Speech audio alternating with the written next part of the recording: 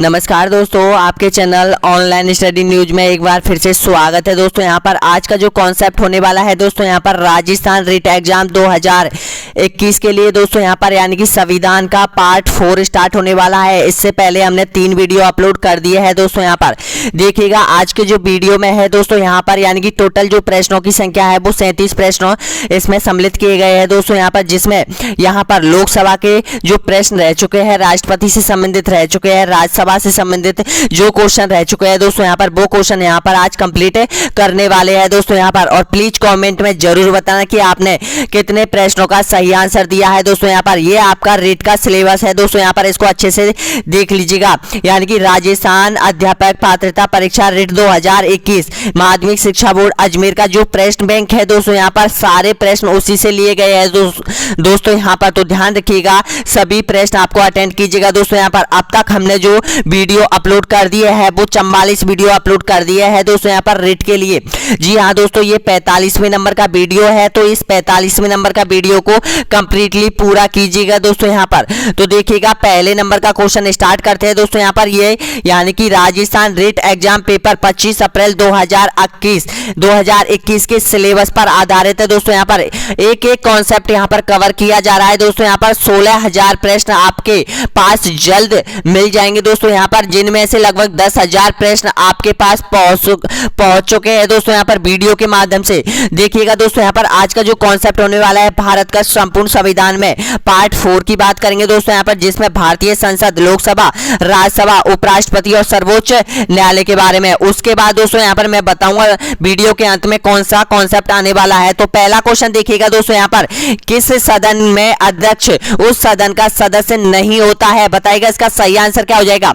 राज्यसभा, लोकसभा, विधान परिषद या फिर विधानसभा? तो बताइएगा इसका सही आंसर क्या हो जाएगा। तो दोस्तों बिल्कुल राइट आंसर हो जाएगा दोस्तों यहाँ पर ऑप्शन नंबर ए यहाँ पर बिल्कुल राइट आंसर हो जाएगा, यानी कि राज्यसभा। जी हाँ दोस्तों, राज्यसभा ऑप्शन ए बिल्कुल राइट आंसर हो जाएगा। एक क्वेश्चन आपने कंप्लीटली कर लिया है दोस्तों। नेक्स्ट क्वेश्चन देखिएगा, राष्ट्रपति कानून मामले में किससे परामर्श ले सकता है? बताएगा महान्यायवादी से, सर्वोच्च न्यायालय से या फिर उच्च न्यायालय से या फिर न्याय मंत्री से? तो ध्यान रखना दोस्तों यहाँ पर बिल्कुल राइट आंसर हो जाएगा ऑप्शन नंबर बी यहाँ पर बिल्कुल सही आंसर हो जाएगा। सर्वोच्च न्यायालय से परामर्श ले सकता है दोस्तों यहाँ पर राष्ट्रपति कानून के बारे में।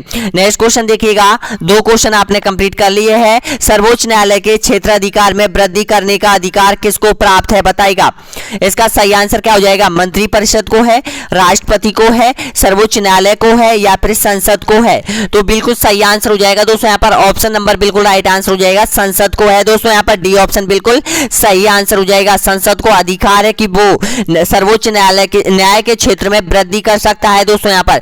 नेक्स्ट क्वेश्चन देखिएगा, अगला क्वेश्चन यहाँ पर, जनहित याचिका दायर की जाती है? बताएगा दोस्तों यहाँ पर कहां की जाती है? उच्च न्यायालय में, सर्वोच्च न्यायालय में, उपयुक्त में से दोनों में या फिर उपयुक्त में से कोई नहीं? तो ध्यान रखना बिल्कुल राइट आंसर हो जाएगा, उपयुक्त में से दोनों में यहाँ पर जनहित याचिका लगाई जाती है दोस्तों यहाँ पर।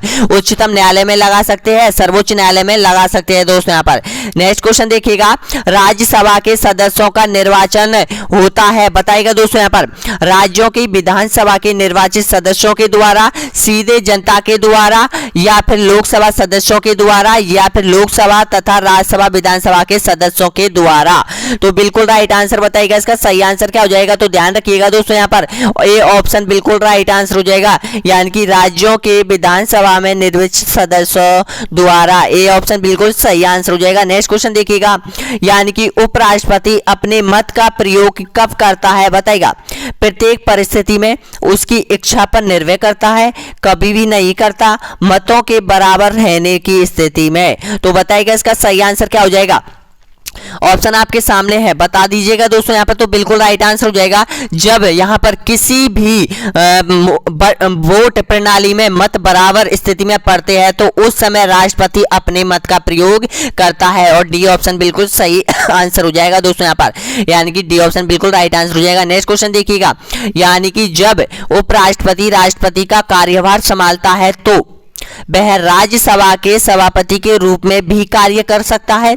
उसे राष्ट्रपति पद के सभी विशेष अधिकार व भत्ते प्राप्त होते हैं। वह राष्ट्रपति तथा उपराष्ट्रपति दोनों की शक्तियों का प्रयोग कर सकता है एक ही साथ, या फिर उपयुक्त सभी। तो बताइएगा इसका सही आंसर क्या हो जाएगा। तो ध्यान रखिएगा दोस्तों, यहाँ पर बहुत बहुत इंपॉर्टेंट क्वेश्चन है, तो बिल्कुल सही आंसर हो जाएगा बी ऑप्शन, बिल्कुल सही आंसर है दोस्तों। यहाँ पर उसे राष्ट्रपति पद के सभी विशेष अधिकार प्राप्त होंगे दोस्तों। यहाँ पर यानी कि जितना राष्ट्रपति को वेतन मिलता है, पेंशन मिलती है, भत्ते मिलते हैं, उनका भी इतना ही उपराष्ट्रपति को मिलेगा दोस्तों। यहाँ पर नेक्स्ट क्वेश्चन देखिएगा, अगला क्वेश्चन है, जब उपराष्ट्रपति राष्ट्रपति के कार्य को संभालता है तो उस दौरान राज्यसभा के सभापति पद पर कौन कार्य करता है, बताएगा। वह स्वयं, नया सभापति, इनमें से कोई नहीं, या फिर उपयुक्त सभी। तो बिल्कुल सही आंसर हो जाएगा उप सभापति कार्य को संभालेगा दोस्तों। यहाँ पर यानी कि राज्यसभा के सभापति के रूप में उप सभापति अपना कार्य संभालेगा। तो इसका सही आंसर हो जाएगा डी ऑप्शन, बिल्कुल राइट आंसर हो जाएगा दोस्तों। यहाँ पर 29 प्रश्न और बचे हुए हैं दोस्तों। यहाँ पर देखिएगा नेक्स्ट क्वेश्चन है, यहाँ पर मूल संविधान में लोकसभा सदस्यों की संख्या कितनी निर्धारित की गई थी, बताएगा। 500, 520, 300 या फिर 200। तो बिल्कुल राइट आंसर हो जाएगा ऑप्शन नंबर, बिल्कुल सही आंसर हो जाएगा दोस्तों। यहाँ पर 500 निर्धारित की गई थी मूल संविधान में लोकसभा की सीटों का। नेक्स्ट क्वेश्चन देखिएगा, इसका सही आंसर हो जाएगा ए ऑप्शन। नेक्स्ट क्वेश्चन देखिएगा, राज्यसभा में गणपूर्ति कोरम के लिए निर्धारित संख्या है, कितनी है, बताएगा। 20, 75 या फिर 25 या फिर 50। तो ध्यान रखना दोस्तों यहाँ पर, यानी कि राज्यसभा का कार्य तभी प्रारंभ होगा जब वहां पर न्यूनतम सदस्य संख्या 25 होगी दोस्तों। यहाँ पर यानी कि 245 सदस्यों में से, यानी कि उस दिन राज्यसभा में 25 सदस्य होंगे, तभी राज्यसभा का कार्य प्रारंभ होगा दोस्तों।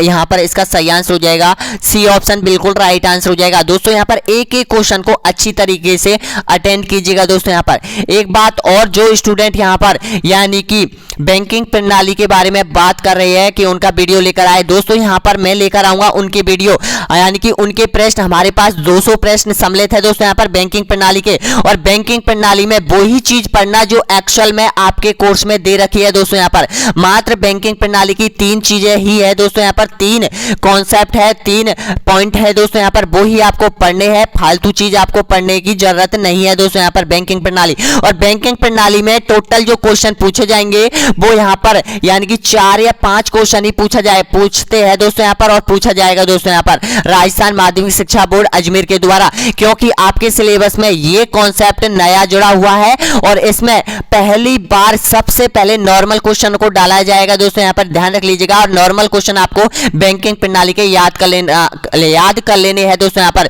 जो महत्वपूर्ण बैंक दे रखे हैं दोस्तों, यहाँ पर बैंक है, आरबीआई है, और जो यहाँ पर यानी कि ऋण से संबंधित है, और यहाँ पर बीमा से संबंधित बैंक है, उनको स्थापना, सीईओ उनके याद करने हैं, मुख्यालय उनके याद करने हैं, वो मैं आपको बता दूंगा अगले वीडियो में दोस्तों। यहाँ पर ये संविधान कंप्लीट होने के बाद।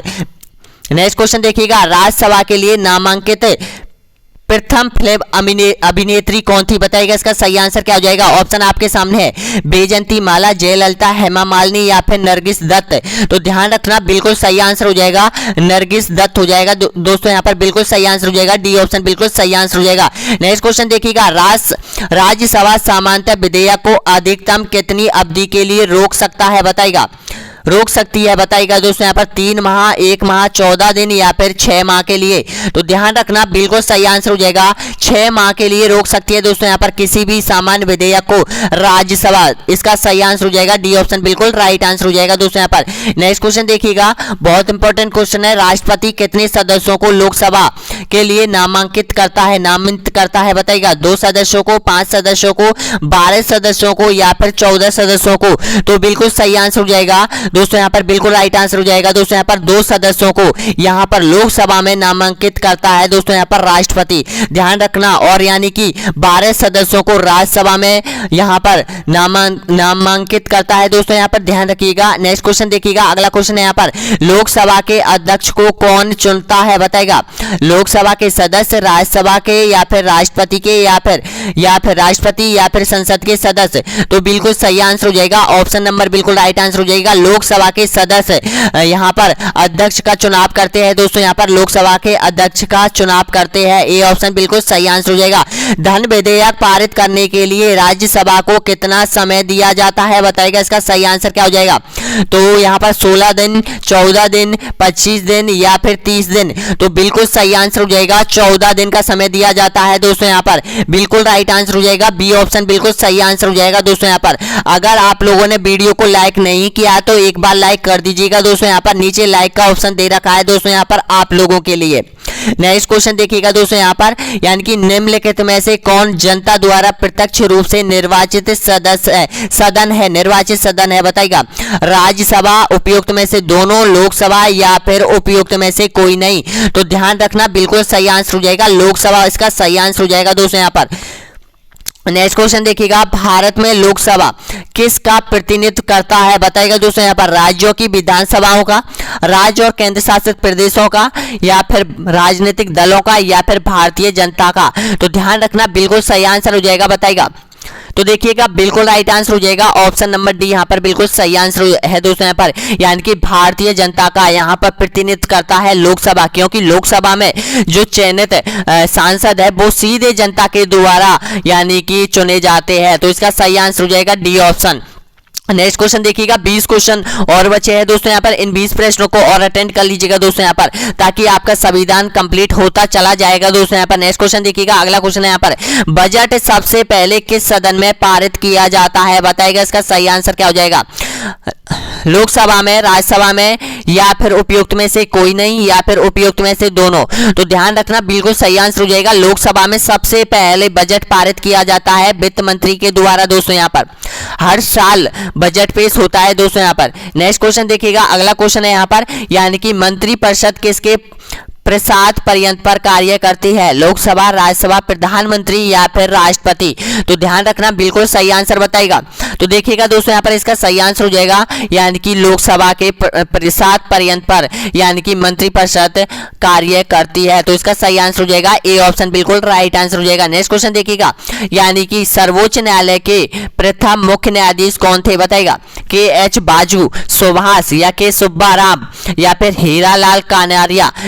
तो ध्यान रखना बिल्कुल सही आंसर हो जाएगा हीरालाल कानेरिया है दोस्तों यहाँ पर। इसका सही आंसर डी ऑप्शन बिल्कुल राइट आंसर हो जाएगा। नेक्स्ट क्वेश्चन देखिएगा, भारत के अटॉर्नी जनरल महान्यायवादी की नियुक्ति कौन करता है, मुख्य न्यायाधीश, प्रधानमंत्री, राष्ट्रपति, या फिर उपयुक्त में से कोई नहीं। तो बिल्कुल सही आंसर हो जाएगा ऑप्शन नंबर बिल्कुल राइट आंसर हो जाएगा दोस्तों यहाँ पर, यानी कि राष्ट्रपति के द्वारा महान्यायवादी की नियुक्ति करता है। देखिए दोस्तों यहाँ पर महान्यायवादी जो होता है वो केंद्र में होता है दोस्तों यहाँ पर, और देखिएगा महाधिवक्ता होता है वो राज्य में होता है, और महाधिवक्ता की नियुक्ति करता है राज्यपाल के द्वारा होती है महाधिवक्ता की नियुक्ति तो, और यहाँ पर महान्यायवादी की नियुक्ति राष्ट्रपति के द्वारा की जाती है दोस्तों यहाँ पर।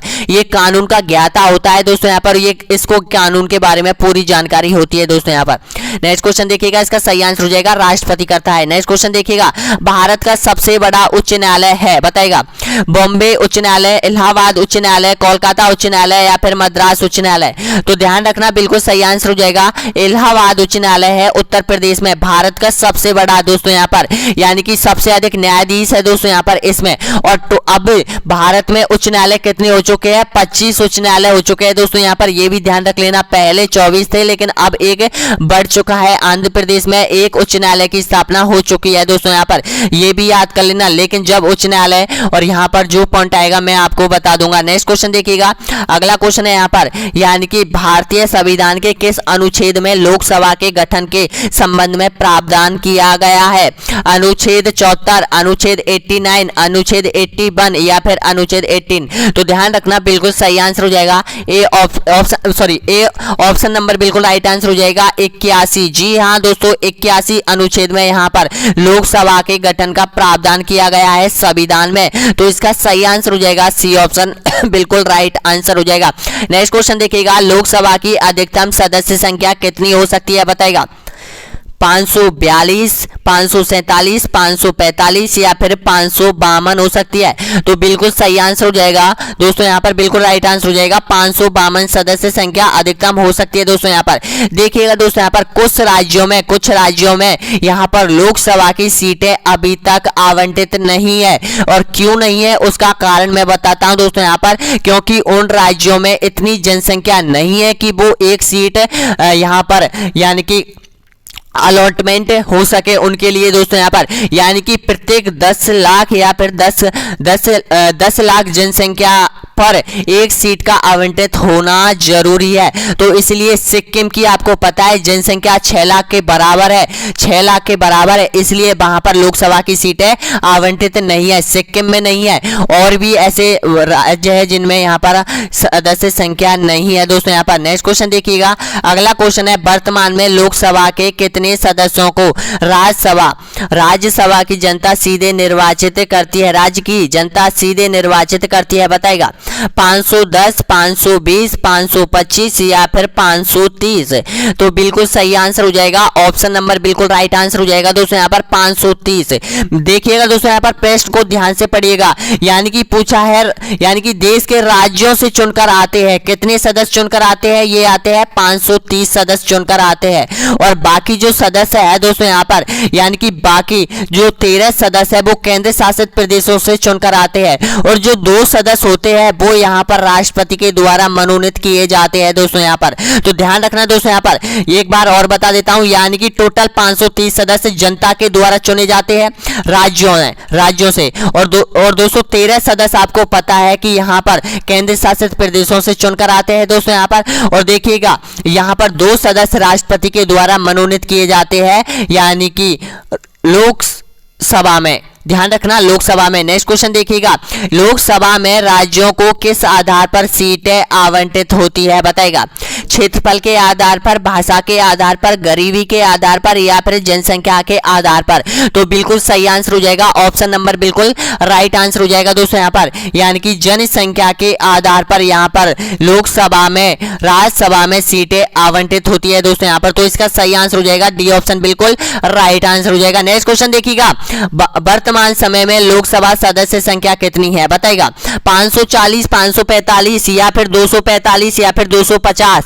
तो बिल्कुल सही आंसर हो जाएगा वर्तमान में 245 सीटें हैं, सॉरी 545 सीटें हैं दोस्तों यहाँ पर, 545 सीटें हैं। जी हाँ दोस्तों, वर्तमान में लोकसभा में 545 है और राज्यसभा में 245 है दोस्तों यहाँ पर। कंफ्यूज मत होना, मैं भी हो गया था अभी, तो ध्यान रखना दोस्तों यहाँ पर। देखिएगा जो लोकसभा की सीटें हैं वो यहाँ पर यानी कि 530 सीटें तो आपको पता है कि राज्यों से चुनकर आते हैं, और यहाँ पर 13 मैंने अभी आपको बताया, तो इसका सही आंसर हो जाएगा बी ऑप्शन। नेक्स्ट क्वेश्चन देखिएगा, यानी कि लोकसभा का चुनाव लड़ने के लिए व्यक्ति को न्यूनतम उम्र कितनी होनी चाहिए? बताएगा 30 वर्ष, 21 वर्ष, 25 वर्ष या फिर 35 वर्ष? तो बिल्कुल सही आंसर हो जाएगा ऑप्शन नंबर, बिल्कुल राइट आंसर हो जाएगा दोस्तों यहाँ पर 25 वर्ष। एक बात देखिएगा दोस्तों यहाँ पर, यानी कि लोकसभा में जो चुनाव लड़ने के लिए 25 वर्ष, राज्यसभा में चुनाव लड़ने के लिए दोस्तों यहाँ पर 30 वर्ष, राष्ट्रपति पद और राज्यपाल पद और उपराष्ट्रपति पद के लिए यहाँ पर 35 वर्ष होना अति आवश्यक है। ध्यान रख लेना दोस्तों यहाँ पर।